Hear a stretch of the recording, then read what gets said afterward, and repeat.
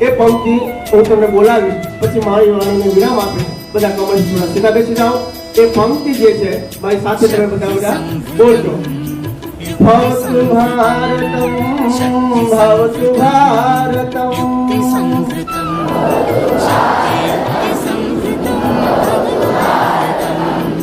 ભક્તિ મોક્ષદાયકમ ભવતુ ભારતમ ભક્તિ મોક્ષદાયકમ ભવતુ ભારતમ ભારતમ ભારતમ ભવતુ ભારતમ.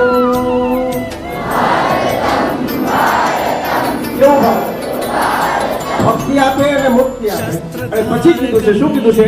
શાસ્ત્ર શાસ્ત્ર ધારકમ ભવતુ ભારતમ શાસ્ત્ર